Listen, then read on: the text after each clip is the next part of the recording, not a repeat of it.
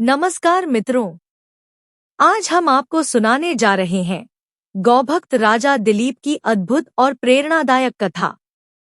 यह कथा न केवल धर्म और कर्तव्य की शिक्षा देती है, बल्कि हमारे जीवन में गौ माता के महत्व को भी दर्शाती है। तो चलिए इस दिव्य कथा की यात्रा पर चलते हैं। The story of the cow legend king Dilip, गौभक्त राजा दिलीप की अद्भुत कथा। रघुवंश महाकाव्य में महाराजा दिलीप और नंदिनी गाय की एक बहुत ही मनोहर कथा आती है, जिसमें नंदिनी गाय दिलीप राजा की सेवा से प्रसन्न होकर उन्हें उत्तम संतान तथा सौभाग्य का वरदान देती है।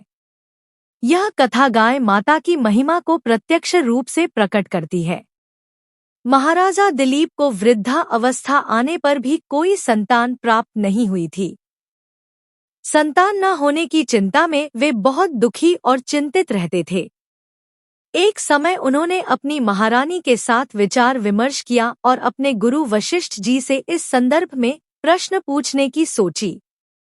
अतः राजा दिलीप रानी के साथ गुरु वशिष्ठ जी के आश्रम में पहुंचे। आश्रम में पहुंचकर महाराजा दिलीप और महारानी ने गुरु वशिष्ठ को प्रणाम किया और उनसे संतान न होने की चिंता व्यक्त की। गुरु वशिष्ठ जी ने राजा दिलीप को याद दिलाया, एक बार अनजाने में उनसे कामधेनु गाय का अनादर हो गया था, जिसके फलस्वरूप उन्हें संतान न होने का दुख भोगना पड़ रहा है। साथ ही गुरु वशिष्ठ जी ने उन्हें इस पूर्व कर्म के फल को काटने का उपाय भी बताया।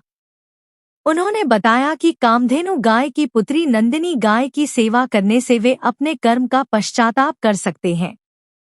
यदि नंदिनी गाय उनकी सेवा से प्रसन्न हो जाए तो वह उन्हें शाप से मुक्त कर सकती है। गुरु वशिष्ठ जी से यह सब सुनकर राजा दिलीप नंदिनी गाय की सेवा का व्रत ले लेते हैं और व्रत के अनुसार वे अपने दास दासियों को छुट्टी देकर रानी के साथ स्वयं ही नंदिनी गाय की सेवा में लग जाते हैं। राजा दिलीप और उनकी पत्नी गौ माता नंदिनी को मीठी घास के कौर खिलाते, उसके शरीर को सहलाते, डांस वगैरह को दूर करते तथा वह जहां जाना चाहती वहीं जाने देते थे। साथ ही वे स्वयं भी उसकी गति का अनुसरण करते थे। इस प्रकार उसकी छाया के समान उसके पीछे पीछे रहते हुए राजा दिलीप उसकी आराधना करने लगे। राजा दिलीप के तप का प्रभाव और दयाभाव के कारण वन के समस्त स्थावर जंगम जीव मंत्रमुग्ध रहते थे। प्रजा की रक्षा करने वाले राजा के वन में पैर रखते ही बलवान प्राणियों ने अपने से कम बल वालों को तंग करना छोड़ दिया था। राजा दिलीप प्रतिदिन प्रातः काल गाय को चराने के लिए निकलते थे। उस समय उनको रानी पहुंचाने जाती थी और सायंकाल जब राजा गाय को लेकर लौटते थे तब रानी दोनों को लेने जाती थी। महाराजा दिलीप संध्या काल में नंदिनी गाय की पूजा अर्चना करके उसे दुहकर नंदिनी जी के सोने के पश्चात सोते और उनके उठने से पहले उठ जाते थे। इस प्रकार राजा दिलीप को सेवा करते हुए 21 दिन बीत गए। तदंतर राजा की भक्ति भावना की परीक्षा करने के लिए मुनि की होम धेनु एक हिमालय की गुफा में, जिसमें कोमल घास उग रही थी, घुस गई। गाय हिरण पशुओं से सुरक्षित है ऐसा समझकर राजा पर्वत की शोभा देखने में तल्लीन थे। इसी बीच एक सिंह आकर गाय के ऊपर झपटा, जिसका पता राजा को नहीं चल सका। जब राजा को गाय की आर्त ध्वनि सुनाई पड़ी तब राजा की नजर पीछे गई। तब राजा ने देखा कि लाल गाय के ऊपर पंजा रखे केसरी सिंह खड़ा है।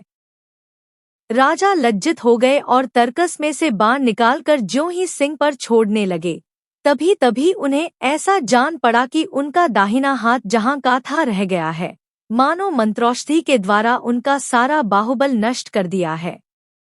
राजा की यह लाचारी देखकर सिंह ठहाका मारकर हंसा और बोला, राजा, यह वृथा श्रम क्यों करते हो? मैं सामान्य सिंह नहीं हूँ, बल्कि महादेव का किंकर कुंभोदर हूँ। शिव जी के चरण स्पर्श से पवित्र हुए मेरे शरीर पर तुम्हारे अस्त्र काम नहीं कर सकते। इसलिए यह व्यर्थ प्रयत्न छोड़ दो और घर लौट जाओ। तुम्हें जो काम सौंपा गया था उसे तुम कर चुके हो। तुम्हारी गुरु भक्ति सिद्ध हो चुकी है। जिसकी रक्षा शस्त्र से नहीं हो सकती, उसके बचाने में शस्त्रधारी क्षत्रिय निष्फल हो जाए तो इसमें लज्जा की कोई बात नहीं। इस पर राजा दीनतापूर्वक जवाब देते हैं, हे मृगेंद्र, मैं हिलडुल भी नहीं सकता हूँ, इसलिए मेरा कहना तुम्हें हंसने योग्य भले ही लगता हो, परंतु यह नंदिनी गाय गुरु अग्निहोत्री जी की कामधेनु का धन है।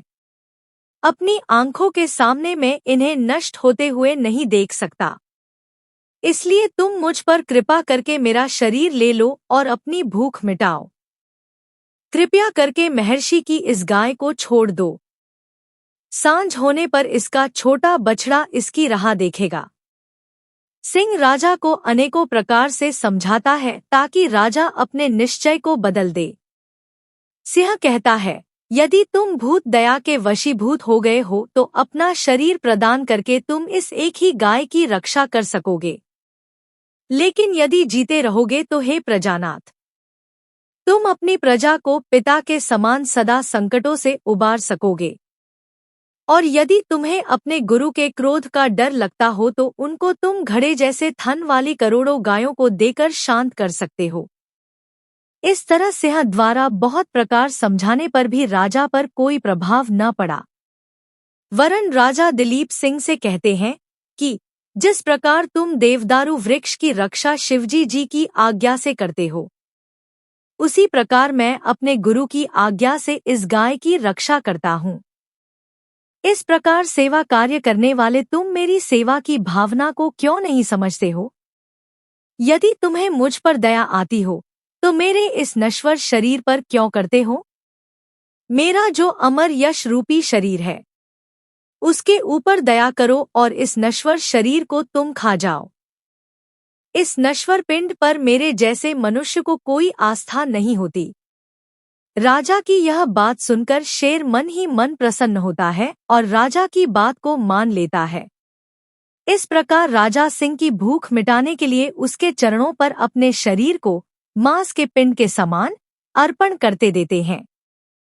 तभी सिंह के आगे पड़े हुए राजा दिलीप के शरीर पर आकाश से पुष्प वृष्टि होती है और एक धीमी अमृत जैसी मधुर ध्वनि सुनाई पड़ती है, वत्स उठ।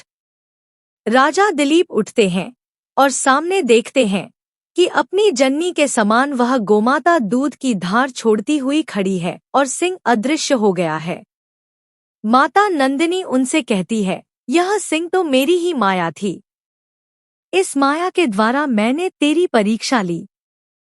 ऋषि के प्रभाव से स्वयं काल भी मेरे ऊपर प्रहार करने में असमर्थ है। राजा की गुरुभक्ति से, सेवा से और दया से प्रसन्न हुई गाय संतान प्राप्ति के लिए उत्सुक राजा को उनका मांगा हुआ वर प्रदान करती है और कहती है, तुम्हारी गुरु भक्ति और दया भाव से मैं प्रसन्न हो गई हूँ। पुत्र, तू वर मांग। मैं केवल दूध ही देती हूँ, ऐसा न समझ। मैं कामधेनु हूँ। प्रसन्न होने पर जो चाहे सो दे सकता हूँ। गाय को बचाने में प्राण अर्पण किया जाए या करोड़ों गायों का दान पुण्य प्राप्त किया जाए, इस धर्म संकट में एक को चुनने में राजा को देर नहीं लगी। फल स्वरूप राजा दिलीप को गौ रक्षा और सेवा का सच्चा मार्ग प्राप्त हुआ, जिस पर चलकर उन्हें समस्त रिद्धि सिद्धि प्राप्त हो गई। आशा करते हैं कि आपको यह कथा प्रेरणादायक लगी होगी। अगर आपको यह कहानी पसंद आई हो तो इसे लाइक करें, शेयर करें और हमारे चैनल को सब्सक्राइब करें।